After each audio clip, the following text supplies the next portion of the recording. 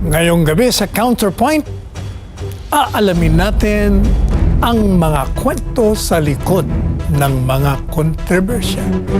Kikilalanin natin ang mga personalidad at mga paninindigan ng bawat panauhin. Magbibigay linaw sa bawat issue na mahalaga sa lipunan. Ako si Salvador Panelo at ito ang Counterpoint.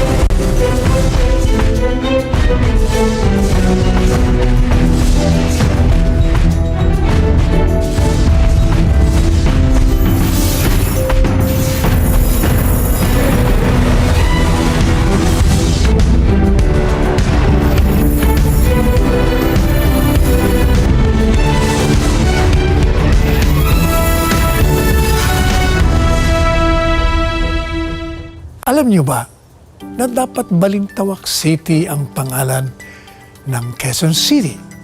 Nagbago lamang ito dahil sa panukala ng Assemblyman na sina Narciso Ramos at Eugenio Perez na ipangalan ng lungsod kay Presidente Manuel Luis Quezon. Quezon City rin ang naging kabisera o kapital ng Pilipinas sa loob ng 28 taon. Ito ang pinakamalaking lungsod sa bansa at may pinakamalaking populasyon rin. Simula 1939 hanggang 1959, itinalaga o appointed ng President ang nagiging mayor ng Quezon City. Si Norberto Moranto ang kauna-unang nahalal na mayor ng Quezon City. Siya rin ang pinakamatagal na naging mayor ng lungsod na umabot sa 22 taon. Ang dami palang trivia tungkol sa Quezon City. Alam niyo ba yun? Napapag-usapan natin yan dahil sa episode natin ngayon, ang ina ng Quezon City, ang ating makakapanayam. Sa aming pagbabalik, makakasama natin ang ikalawang babaeng nahalal na mayor ng Quezon City. Siya rin ang ikalabing isang alkalde nito. Multi-awarded public servant sa loob at labas ng bansa. Walang iba kundi si Mayor Joy Belmonte. Pag-usapan natin ang iba't ibang issue ng Quezon City sa pagbabalik ng Counterpoint.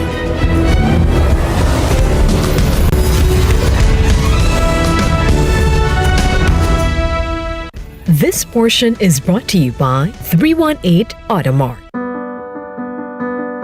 Ano to, networking? Monday, first screening. Libre ang sinihan para sa mga seniors kada Lunes. Ganda! Hindi ikaw, si Lydia. Oo naman. Paano ba manligaw ngayon, ha? Text mo na. Nakalimutan ko ang pangalan mo. Pwede ba kitang tawagin akin? Flowers for you. Kapag tinanggap ko ba ang bulaklak na yan, aalis ka na. Ang sakit ng katawan ko. Araw-araw ba naman akong nahuhulog sa'yo? Parang kakaiba ata ang pormahan nyo ngayon, Mama. Ano ba si Bobby? Ano yan? Mayang Bobby mo, sugarol. Gusto mong ipamukha sa akin na hindi ako karapat-dapat na magkaroon ng kasama sa buhay. Ano? Pwede ka ba? Oo. Yes! Umiikot ang paningin ko. Oo. Dahan-dahan lang. Naku, Ma'am, may makakasabay ka na mag-jogging. Gusto niyo bang itanim ko kayo sa paso?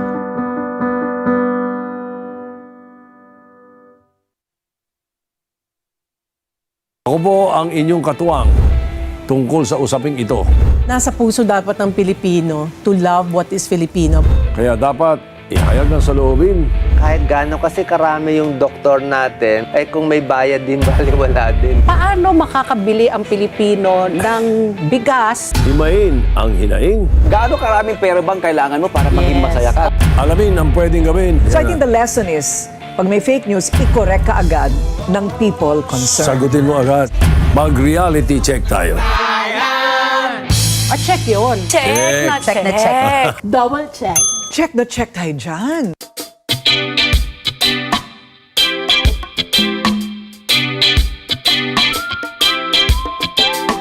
This portion is brought to you by North Luzon Express Terminal. She is the daughter of the renowned newspaper publisher Betty Go Belmonte and Feliciano Sani Belmonte, who also served as Quezon City Mayor and Speaker of the House. She is a multi-awarded public servant locally and internationally. She recently received the 2022 Seal of Good Local Governments Award. Please welcome the beautiful, the smart, the intelligent Mayor Joy Belmonte. Finally, sa dami ng trabaho niyo, nakarating kayo sa amin. Marami pong salamat at hindi ho kayo nagsawang mag-imbita sa akin dito sa Now inyong tell us, Mayor Joy, programa. as a public servant, what moved you to be a public official? Kasi ang unang-una, ang tatay mo talagang nasa politika. Ito ba naging pressure sa'yo to traverse the political landscape? On the contrary po, my father was discouraging us from entering politics. No, hindi siya ganung klaseng ama. We all had our own ambitions and careers. I was an archaeologist prior to entering public service. No, and I worked with the University of the Philippines and with the National Museum, and we did some excavations, and that was really my first love. Yes, I And, understand. You had a master's degree in philosophy from the Institute of Archaeology in University College in London. Yes, it's the And Institute of also a master's Archaeology. degree in museum studies from Leicester University in the United Kingdom. Yes, sir. So I was really inclined towards culture and the arts. That's where my heart lay. But I also liked to serve the people. So it never was a pressure considering your environment politika na tumakbo ka. Kahit na walang pressure from your parents, on your own, hindi mo inisip na, ba kailangan ako maging public servant? Not at all po. No pressure from the family. And in fact, naisip ko lang pong tumakbo nung nakita ko na there's so much positive change one can make when one is a public servant. So hindi po ako politician. I don't like politics. I'd like to differentiate between the politics side and the service side. No, you became vice mayor, di ba? Yes, sir. And how was it as a vice mayor to a mayor who was a friend of ours?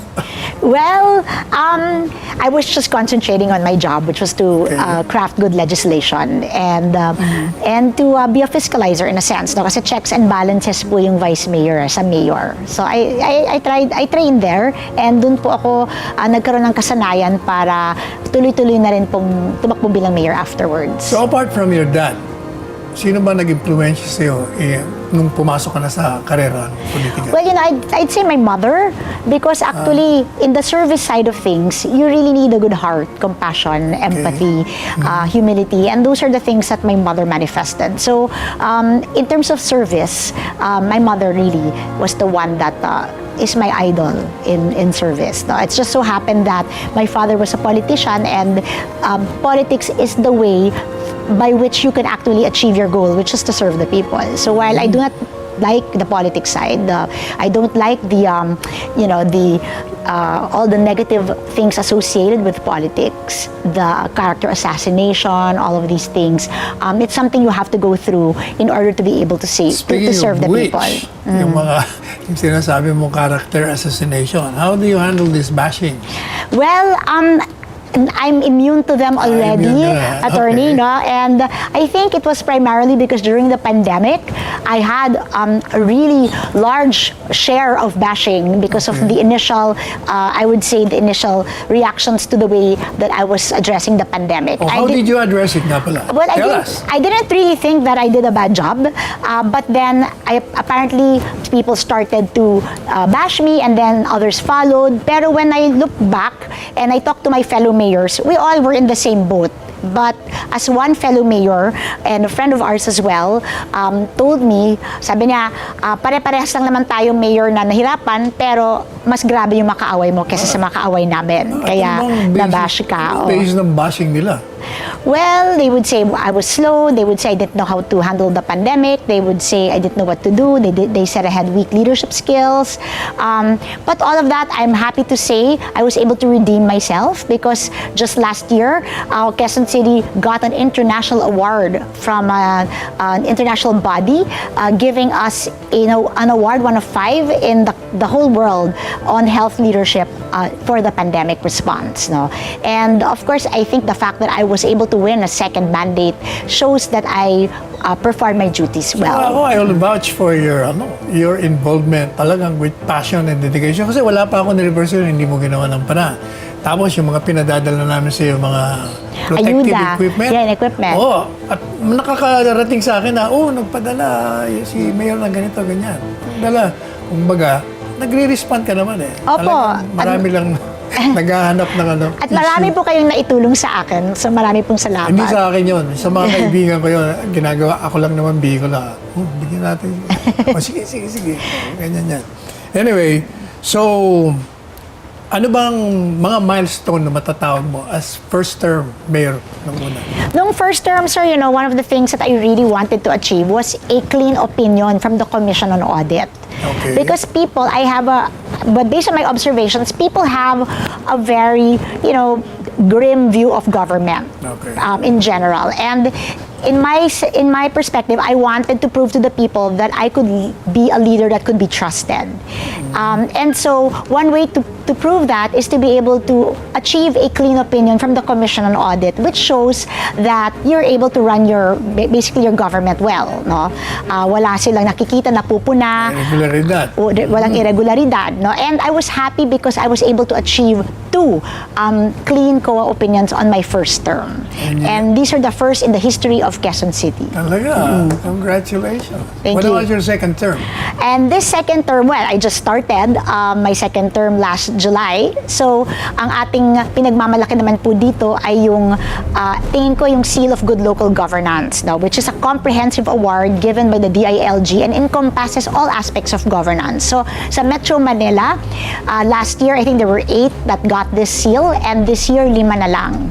And it's because pahirap siya ng pahirap. They add more categories, they make it harder to get the award, and yet, isa pa rin tayo sa nanatiling nakakuha ng award na ito. At hindi lang dyan sa award na sinasabi mo, kasi yung mga surveys na binabasa ko, 97%, sabi ko, kamuntik nang maging 100% to. At malayo yung mga segunda, tercera sa'yo. Ibig lang sabihin, talagang marami kang ginagawa at na-appreciate ng tao. Kitang-kita kasi ebidensya. So, apart from yung nasabi mo ng challenge, marami ka pa bang hamon ngayong 2023 na tutukuyin mo? Well, medyo mas na gamay ko na po ang trabaho. Hindi na po tayo masyadong nahihirapan. Alam na rin po natin na ang susi talaga for me to make the governance successful is to get the right team together. Okay. So I spent a lot of time looking for the right people to man the proper posts, and I was able to achieve that already. So tingin ko I've put together a very good group of people, very dedicated, very committed, and whose hearts are in the right place. So let's name them. Meaning to say your vice mayor is good.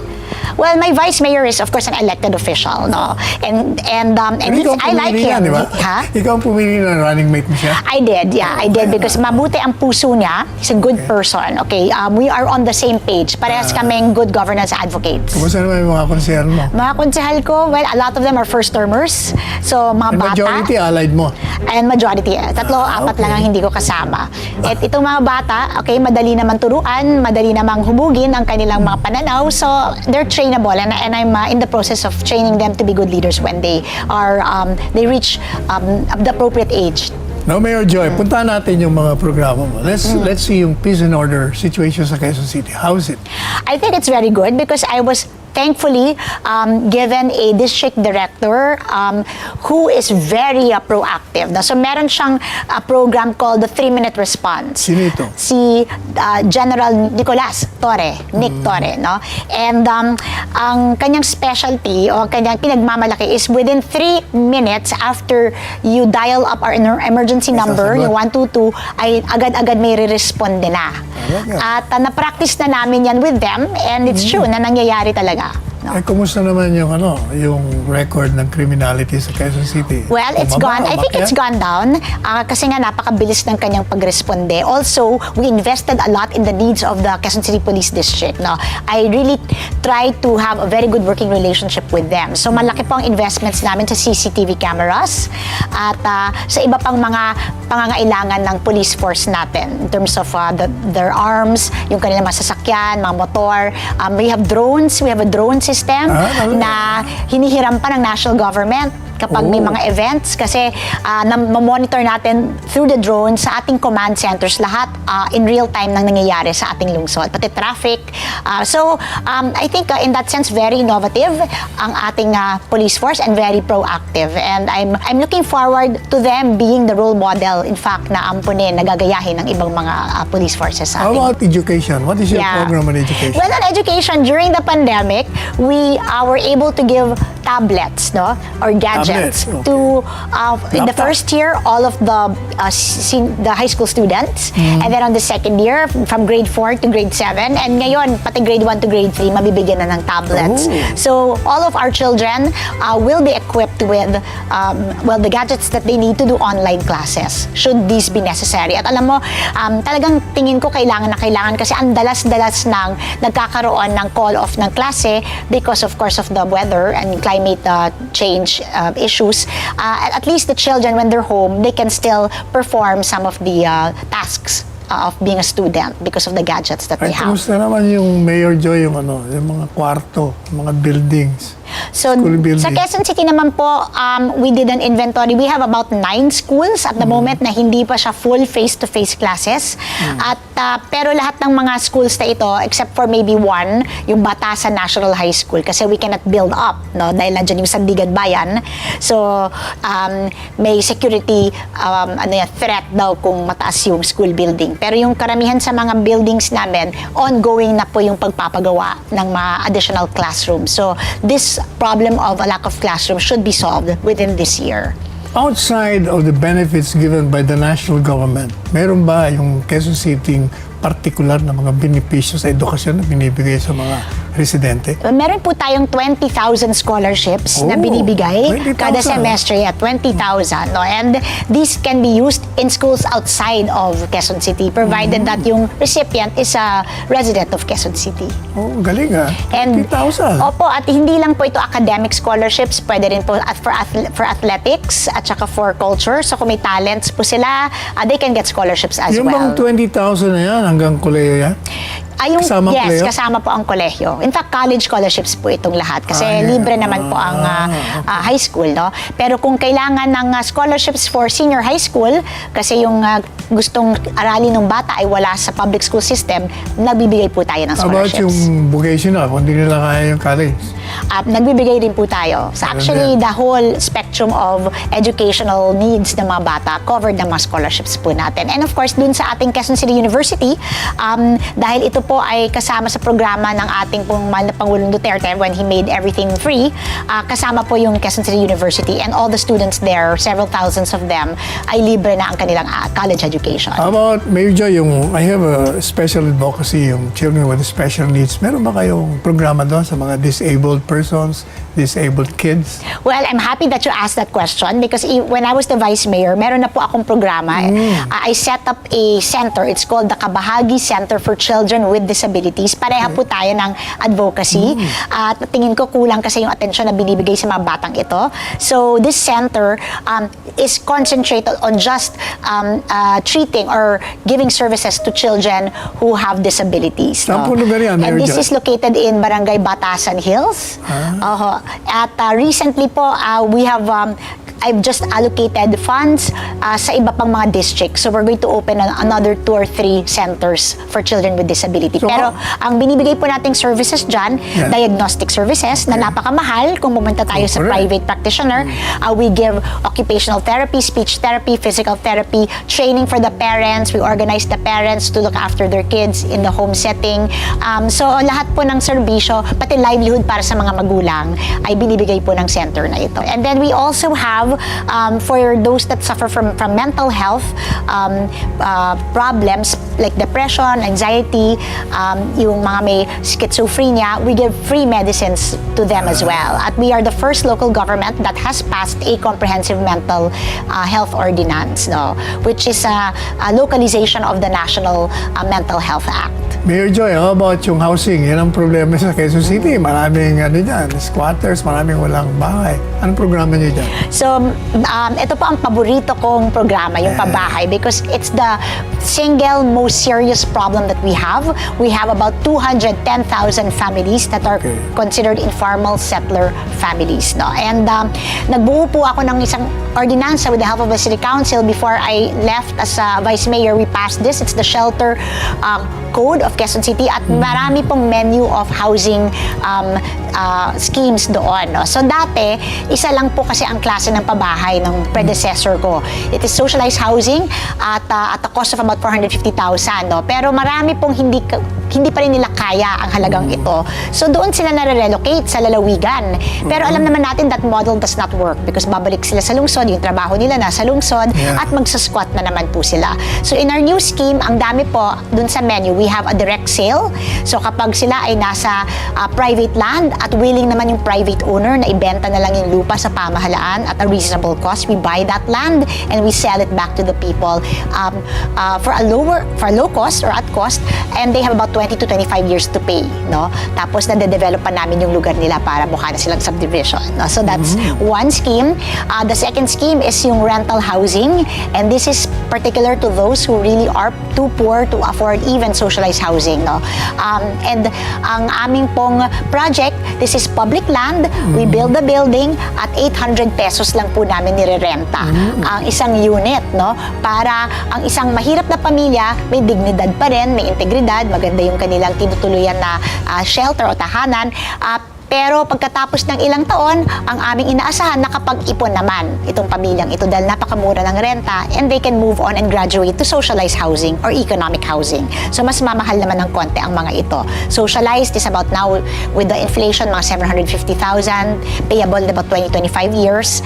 At yung economic, dito naman sa mga may wages naman, regular wage earners, pero hindi naman gaano kataas yung mga sweldo, pero kaya nilang mag-monthly amortization. So meron tayong ganon. Puntahan naman natin kasi sa programa ko palagi na lang ako nakakatanggap ng text on senior citizens. Yes. Merong gobyerno national, di ba? Pero meron mga LGUs na may sarili. Yung bang Quezon City meron din para senior citizens? Opo, we have our own social pension program. Not as big as yung binibigay ng national government. Pero yung national government kasi does not cover all of the senior citizens in need. Lalo na sa lungsod namin, we have about 300,000 senior citizens. Ilan lang po ang nagiging bahagi ng national government social pension program.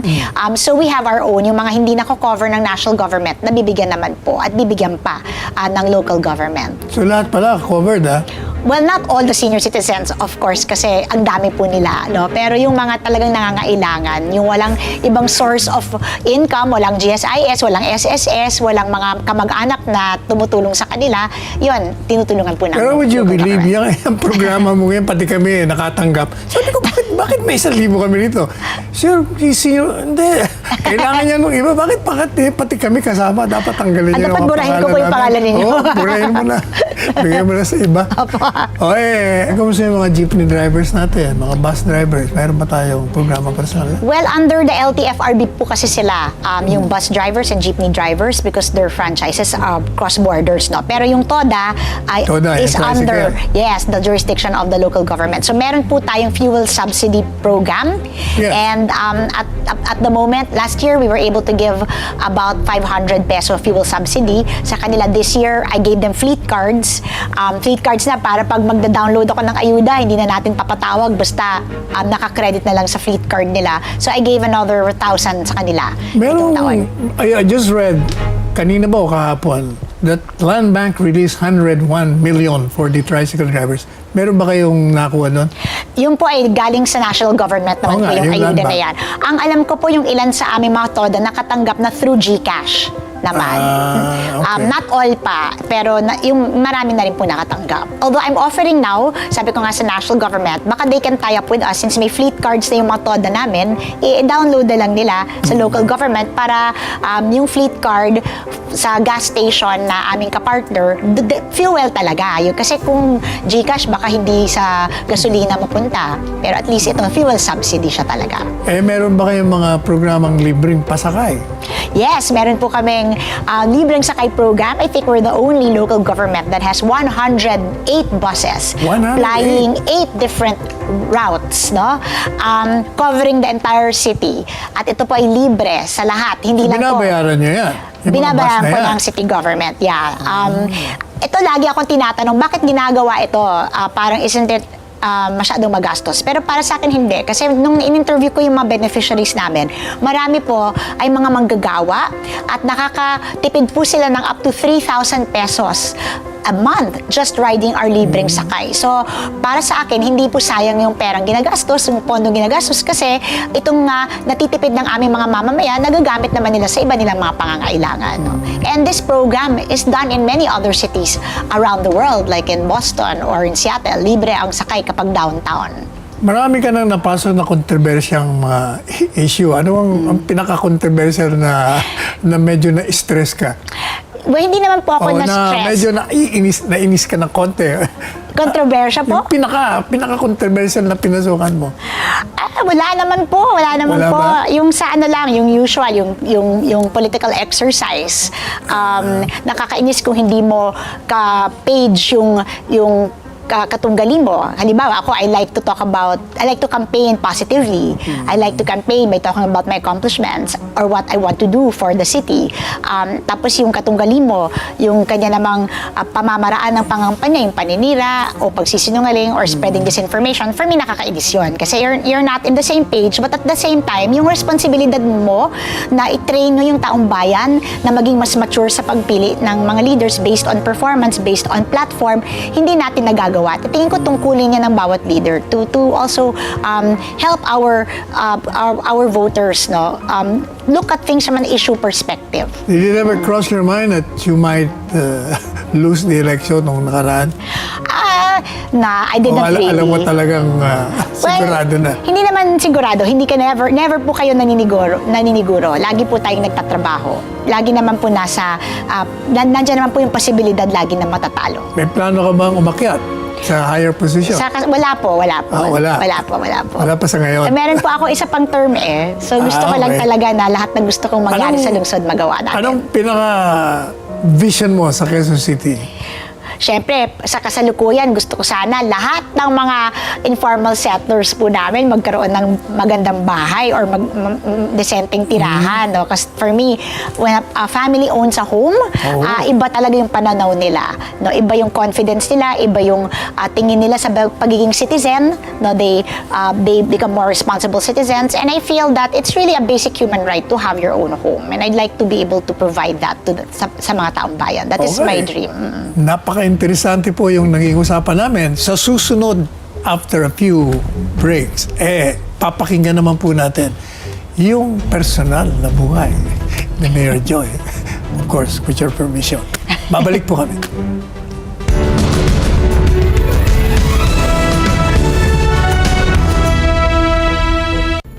This portion is brought to you by RJK Services Manpower Agency Corporation.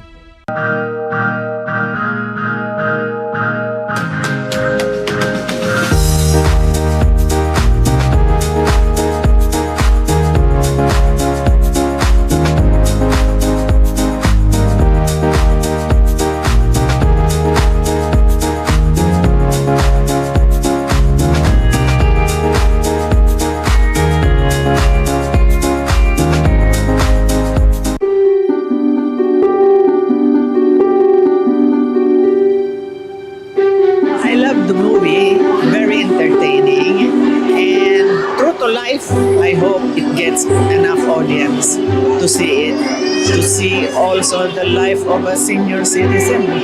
Mula po nag-umpisa yung pelikula, hindi na po ako sumandal sa aking upuan. Because the movie really tugs at your heart and lifts up your spirit. It's something that we need in this day and age. Wala na eh, oh. Kanina iyak ako ng iyak eh. Maiibigan ng lahat at matatouch kayong mabuti sa ganda ng pelikula at galing ng mga artista na nagsiganap sa pelikulang ito. Super relate ako. Nakita ko ang sarili ko kay Lydia. Salamat sa Net25.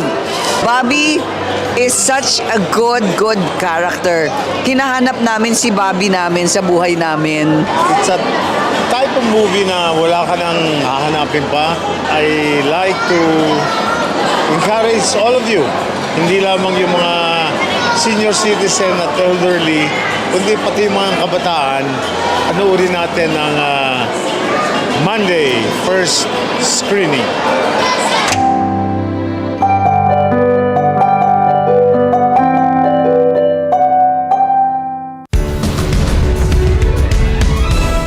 Mary Joy, punta naman natin yung inyong growing up here. Tell us about your childhood. Well, I'm the youngest of 4 children. My 3 older siblings are all boys. Magkakasunod All sila. boys? Yeah, and Buti then hindi ka naging ano? Ha? naging lalaki. Usually ganyan eh. Oo nga eh. My parents were quite happy naman kasi babae ako. But then, it was a happy childhood. Very happy childhood. Although, ang kakaiba sa childhood ko, I had 2 working parents. Okay. So, May yaya ka? may yaya, may nani, may yaya, oo. Pero hindi rin naman, I was very independent at such a young age. And ang maganda kasi dyan is yung pag yung nanay mo nagtatrabaho. They say when a mother kasi is working, the child appreciates work more, no, and appreciates their mother more, no, in the sense that they know that their mother is also a productive member of society. So I hardly saw my mother, and yet I have very high regard for her. Oh, tell us about that. Well, she was somebody who really loved the country. I think that's something that many people know. So she founded 2 newspapers. I was very close to her, and she was a great influence in my life. So she for me the greatest influence in my life was my mother. What's her most endearing quality as a mother? As a mother, well, you know, like I said, we didn't spend a lot of time together because of her work. But when she spent time with me, it's really quality time. And she made me try to understand her work, no? Rather than be apologetic, sorry, we cannot spend time together, I should be home cooking, mga ganyan, those stereotypes. Because many mothers are like that, they get guilty. My mother was never guilty. Pero nakaka-attend ba siya pag mayroon kang mga activities sa eskwelahan? Oo, meron naman. Pero hindi siya guilty. Talagang sabi, dapat matuto ka na ganito ang role ng kababaihan. Kailangan maging bahagi ka ng lipunan. Hindi. So I learned early on that it's important for women to be participating as well in nation building. Anong naalala niyang lesson na binigay sa'yo na hindi mo nakakalimutan? That guided you? Well, this is surprising but I'll never forget. Sabi niya sa akin, number 1 in your life is God. Okay. Number 2 is your country. Number 3 lang is your family. Sabi niya, because when you serve your country, your family should understand. They should understand. Hindi dapat sila magselos. Dapat maging masaya sila para sa'yo. Kung naglilingkod ka para sa bayan. Yung tinuro sa akin ng nanay ko yun. How about your dad? Tell us about your dad. My dad is a sweet, very nice man, very loving father. And what I learned from him is discipline and the work ethic. So, laging sinasabi ng mga tao, I'm the hardest working local government official. They always say, babaeng hindi natutulog. May mga ganang tawag sa akin yung mga barangay officials, hindi nagpapahinga. But it's really because my father was exactly like that. Parehas kami. So, binana ko yun sa tatay ko, na there's joy in work. Kahit na ganyan ang trabaho mo, kita mo na may tsura mo, maganda, mukha ka pang bata, parang walang binatbat yung trabaho mo sa iyo. Kasi nag-enjoy po tayo sa ginagawa po natin. Yeah. Now, ano namang, kasi siyempre naging mayor siya, di ba? Kinukumpara ka ba sa kanya? Actually, hindi. Hindi. Oo, hindi. Oo. Kasi baka he will suffer by comparison. Sorry. Very sunny. Biro. No, well, he would be happy kung sinabi ng mga tao, ang galing na anak mo. Siyempre, I mean, siyempre, happy siya. All parents would be, kasi yung anak ko, pag sinasabi niya, mas magaling ako sa edad, dapat lang. Otherwise, hindi kita anak. Pero yung tatay ko kasi iba yung mga problema ng lungsod nung siya ang mayor. Kumpara sa nung ako naman yung naging mayor. Pero I would like to state na I am reaping what he has sown. No? Kasi nung panahon niya, nung mayor siya, napakalaki ng utang ng lungsod Quezon. So he was known as the good with fiscal management. No? A good manager. Kumbaga, siya ang nagbayad ng utang ng lungsod at siya ang, yung kanyang magandang pangangasiwa ang dahilan kung bakit umarangkada bigla yung lungsod. Kasi, in the style of leadership, is there any difference between you and him? I think that we have a very different style of leadership. I really can't think of anything at the moment that I can, but iba yung aming mga advocacies, iba yung aming mga pinaglalaban, iba rin yung mahalaga sa kanya, iba yung mahalaga sa akin. No? Ano naman ang pinaka-lesson na tutuhan mo sa kanya? Well, yung tatay ko, yun, sinabi ko sa iyo, yung disiplina pero fairness. Sabi niya, alam mo, yung mga politiko, madalas napapabayaan yung mga taxpayers kasi mas marami yung mga urban poor. So, hindi na naalala yung mga nasa subdivision kasi ilan lang naman sila. Hindi sila masyadong active sa pagboboto. But he always tells me, everybody, you must be treated fairly. And that is the reason why yung aking slogan, nung tumakbo ko kasama ka sa pag-unlad, lahat kasama, hindi dapat naiiwan ng any sector. Now, puntahan naman natin yung pamilya mo. Tell us about your husband, your children. I have only one son. He's 13 years old at the moment, and he's active with the student council. So I'd like to think that he learned service from me. Kasi very active siya talaga sa mga projects sa schools, and his academics are also very good. High school pa siya? High school. Grade 8. So, gagraduate na. Malayo-layo pa hanggang grade 12 kasi. Tapos yung asawa ko ay private sector. He used to head one of the top online platforms for shopping, online shopping platforms natin. And he's still there working in that space, no? Pero now he's into venture capitalism. So ang venture capitalist, yun yung naghahanap ng mga mga startups na magagaling pero walang sapat na pondo, walang sapat na suporta. So yun ngayon yung passion niya, tulungan itong mga techpreneurs na mag-take off. Ayaw mo naman dagdagan yung nag-iisa mong anak. Pwede ka pa naman. Hindi, ayoko na. Okay na isa. Ayaw mo na may babae? Hindi na rin kasi yung buong constituency mo naman, responsibilidad mo eh. So in a way, I feel they're my family. So, okay na. And it helps, no? Gusto ko lang banggitin na nakakatulong na yung asawa mo nasa private sector, hindi politiko, hindi interesado sa politika. In fact, hindi siya proud na mayor yung asawa niya. Parang, tingin niya kasi isa siya sa mga nasa, alam mo yung social groups na parang very cynical about governance, about government, and about politicians in general. So, nakakatulong sa akin, i-balance eh, no? Kailangan, I have to first convince my husband that I'm doing well before, or something good. Because in my own home, I have a husband who's very cynical about government and governance and government Hindi naman officials. nagiging source of conflict yan. Hindi naman. Iba ang kanyang perception eh. Hindi naman. So, talagang the challenge is always there, no, to really practice my advocacy of good governance because my own husband, binabantayan ako na kailangan good governance advocate ka. Tsaka lang ako magiging proud sa'yo kung makita ko na talagang ikaw ay isang role model for future generations of leaders. No? Ay, narating na yun. Kaya okay na. O, teka muna. Ano naman ang hindi alam ng mga tao sa'yo? Meron pa ba silang hindi alam sa ugali mo, sa estilo mo? Tingin ko, alam na lahat. I'm very transparent with the way I am. Hindi ako mapagtago sa taong bayan. Wala namang. Siguro hindi ko lang nabanggit sa mga tao na ngayon ay binabanggit ko sa'yo dahil ko convince mo kong kumanta, hindi po ako marunong kumanta. So, pakakantayin ka sana namin eh. So that's very bad sa isang politiko kasi kailangan pero marunong ka kumanta, di ba? Natuto na rin. Yun.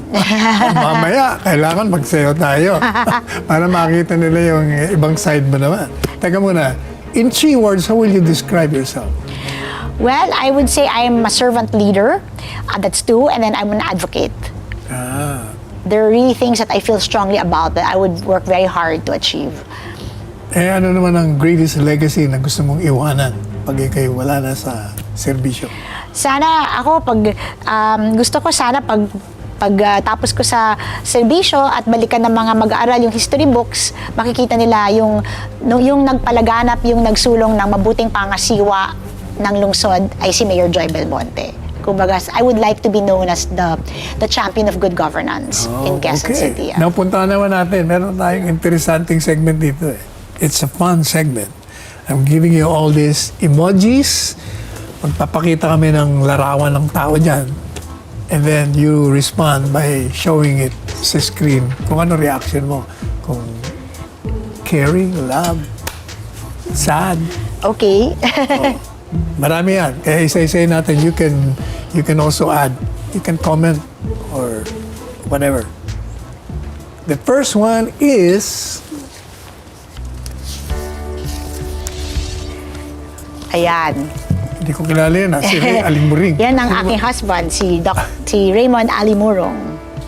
Aba, ako nga pala. Dahil Belmonte ka nga pala. Kaya nag-isip pa ako kung sino.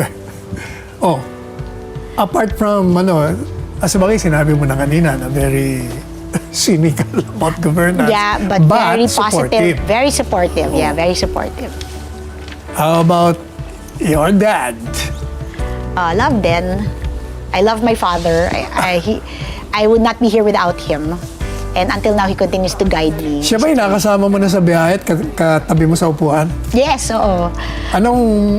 Kailangan ay gising na gising ka. Dahil? Katabi mo yung daddy ko kasi he can talk to you for 5 hours. I agree. He's a storyteller. kaya nga tinanong kita, baka hindi mo alam ako magkikwento sa'yo. Kinentuhan ka ba niya the whole time na Basta palagi kami magkasama sa biyahe, kaya walang tigil talaga yan. Kaya ang dami ko nang alam tungkol sa inyo, sa'yo, at sa mga kapatid mo. How about the next one? Ito, hindi ko rin kilala ito. Sino ba ito? Daryl, yap. Daryl, okay. Sino ba si Daryl sa buhay mo? Si Daryl, okay, I would say like. Who is Kasi he ba? si Daryl Yap yung gumawa ng isang video tungkol sa akin na ginamit laban sa akin ng aking katunggali, which starred I de las Alas playing myself, and then Daryl was the director. And it was satirical. It was made to make me look bad, no? Pero what I liked about him was he actually came and apologized to me in the office. Di ba, lalo kang sumisikat. Pag ginagawa ka ng gano'n, lalo kang sikat. Next. It's, kilala mo na yan. Si President? Well, I'd say like. I'd like because I want him to be able to do a good job for the country. To succeed. Yes, I want him to succeed because the success of the president is the success of every Filipino. He has to succeed. Yes. Napuntahan naman natin yung mutual friend natin. Okay. Yung iyong katunggali. Yung aking katunggali. Wala, meron bang deadma? Meron dyan pinapatawad na kita. Well, hindi naman siya humihingi ng kapatawaran eh. So, wala akong feeling sa kanya actually. Siya meron. No emoji can describe how I feel, which is deadma. These are all emotions. I have no emotions for him. Kaya kailangan meron tayong emoji dead man.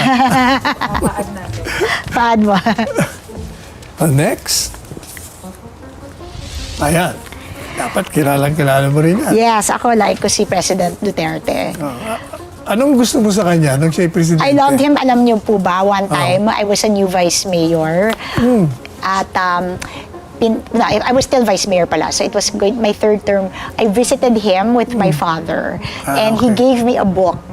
He told me, I will never forget, he said, ikaw, di ba sa Quezon City yung vice mayor yung head ng anti-drug campaign? I said, sir, I am. I'm the head of the anti. And he gave me this book.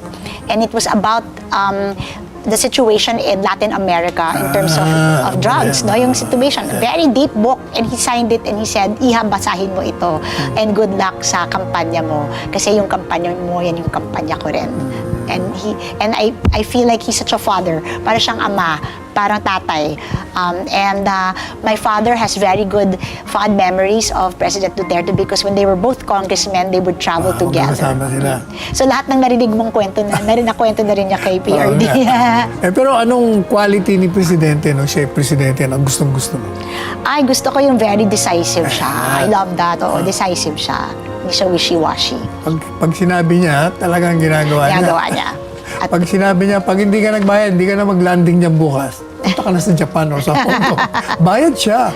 Opo, yeah. Ayan, gano'n. Oo, gusto ko po yung ganyan quality niya. How about this one? Ito, kasama natin to sa media. Si Jay. Si Jay Sonza.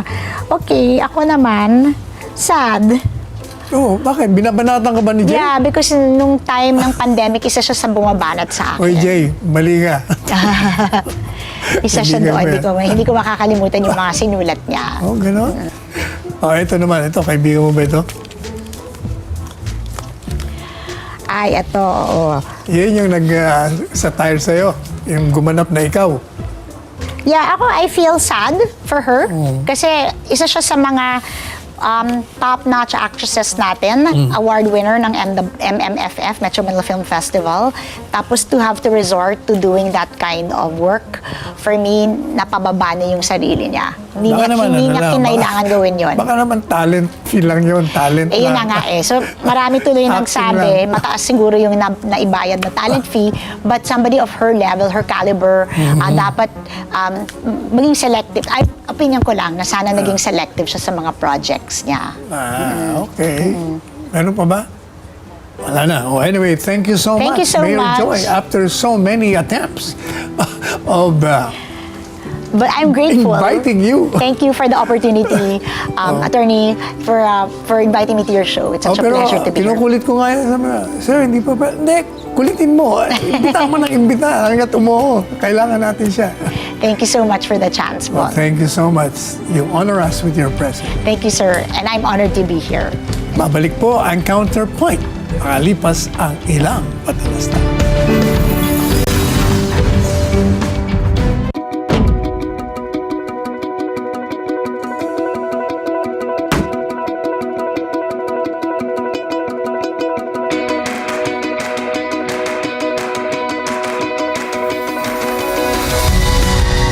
Sobrang ganda po at sobrang saya po. Nakakakilig din yung movie po. Na-enjoy po namin yung movie. Actually, kinilig kami sa pelikula. Napaiyak pa nga siya eh. Nakaka-inspire sa mga senior. Sana all. Monday first screening! Nakaka-relate kami. Napakarami po naming life lessons na natutuhan as part of the Gen Z ng mga students ngayon. Napaka eye-opener po ng story nila Lids and ni Bob. Kaya napaka laking tulong po nito sa mga makapanonood. Sobrang ganda po talaga. Like,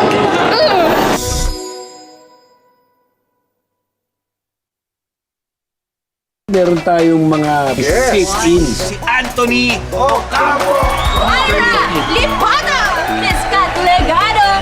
Sino naman pinatawag yung anak ko? Yung anak niyo, napakatigas ng ulo. Sa bahay, matigas din ulo ng anak ko. Hindi ko naman kayo pinapatawag ah. Napakatok naman dito. Masama ng janggo eh.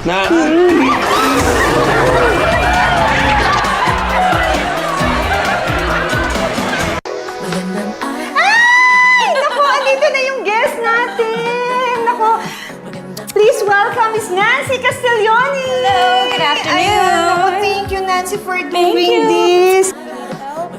Ay! Ba't ka dyan? Yung code ko na putol. Okay lang. Nako, meron po tayong biglaang bisita dito. Si Whitney Tyson! Ayan! Whitney, meet Nancy Castiglioni. Hi. Ha? Talaga? Na-discover ka sa mall? Hindi sa mall, sa Angeles. Anong gagawin niyo rito? Sama ako, ha? Hindi, magpe-prep tayo ng baon ng mga anak namin. Hi, I'm Nancy Castiglione. Watch me on Magandang Araw! Dito lang sa Net25, every Saturday, 3 p.m.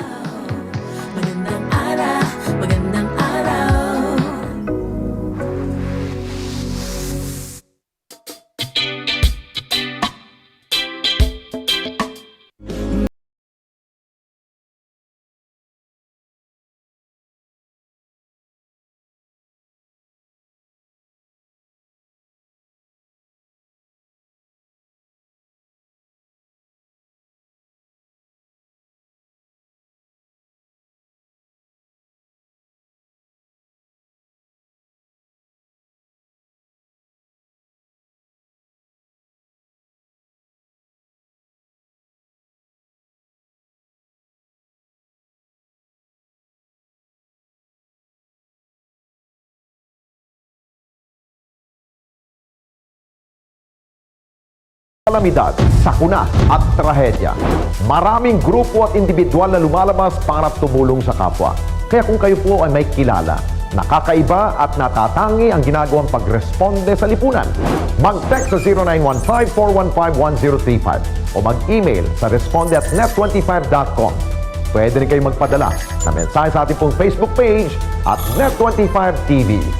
Panahon na para kilalanin natin ang ating mga certified e-responder. Sabado, alas 6 hanggang alas 7 ng gabi. Dito lamang sa Net25.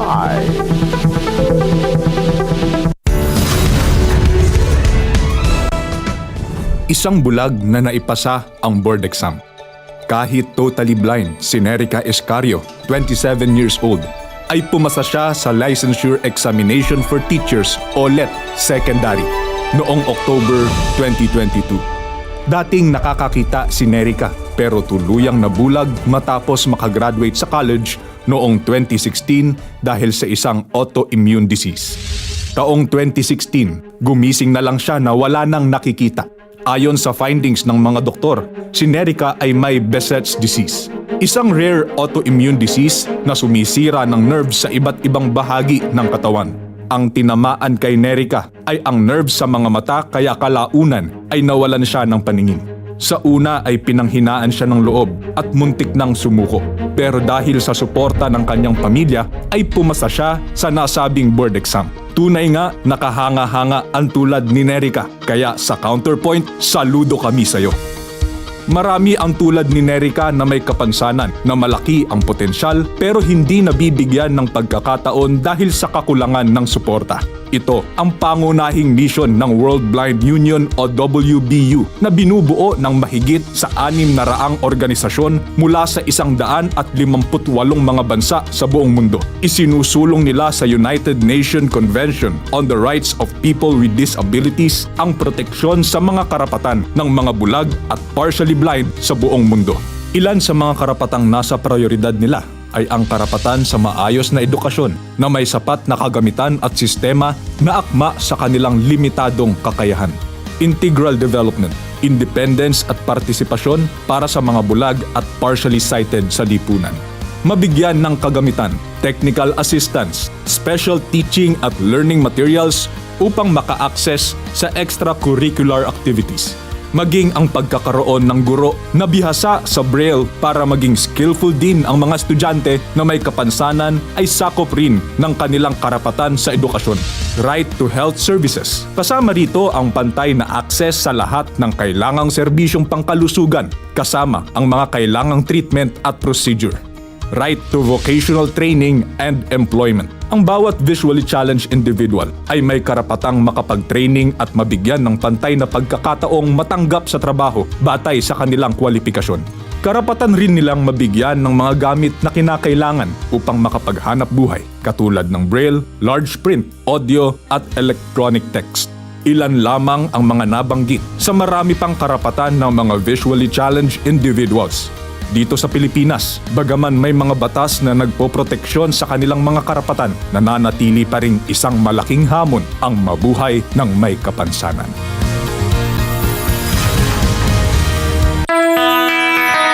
Alam niyo ba? Viral na viral ngayon at mainit na pinag-uusapan ang tambalang Rick Jean o Jean Rick. Sila lang naman ang mga premyadong aktor at aktres na si Ricky Davao at Gina Alahar na tampok sa kauna-unahang pelikula ng Net25 Films na Monday first screening. Paano ba naman binigyang buhay sa pelikulang ito ang pagkakaroon ng pangalawang pagkakataon para ma-in love at patuloy na magmahal kahit na tayo ay matanda na? Interesting po, di ba? Kaya nood na sa darating na August 30, showing na ang Monday first screening sa mahigit sa 100 sinihan sa buong bansa. Ang feeling na hindi mapakali. Na-imagine ko na ang ganitong pangyayari ng maraming beses. At pabalik-balik na tinginan. Ang taong napakahirap abutin, biglang magpapakita sa tabi mo. Paano maaalala ng mayabang na tuwang isang katulad ko? Ay, ang liit talaga ng mundo. Pero dahil sa unexpected na pangyayari, maiiwasan pa kayang di magtagpo ang kanilang landas? My Bargain Queen. Isa na namang teleseryeng na magpapakilig sa inyo gabi-gabi. Okay. Coming soon in September sa Net25. Bibitawan ang kamay at hahayaan makalipad sa iyong kinaroroonan. Maghihintay magabang sa kinabukasan. Susubukan ang ating pagmamahalan. Hi guys, ako nga pala si Minimal Days at abangan niyo po ako bilang guest performer sa Letters and Music. Ngayong Sabado, 1 to 2 p.m. Syempre dito lamang sa Net25. See you po. Sa kinabukasan, susubukan ang ating pagmamahalan.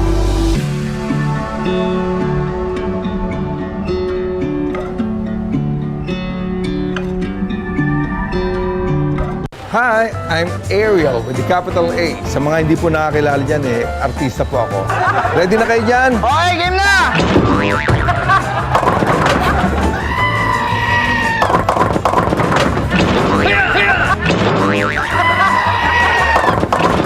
Lagyan niyo ko sa lugar yung yung pagpa-proud. Sige. Tandaan niyo po, nandito po tayo ngayon sa Oh No, It's B.O. Biro Only ni Mr. Joey De Leon sa Net25. Abangan niyo po ako sa Sabado. Ha? Yung mga magpapapicture nga pala, 20 pesos lang. Ha? Asensyahan tayo. Oh no! It's Biro Only sa Net25.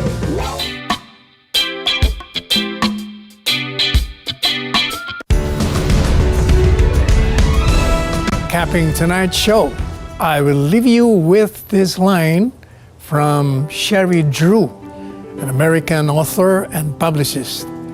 There is no greater name for a leader than mother or father. There is no leadership more important than parenthood.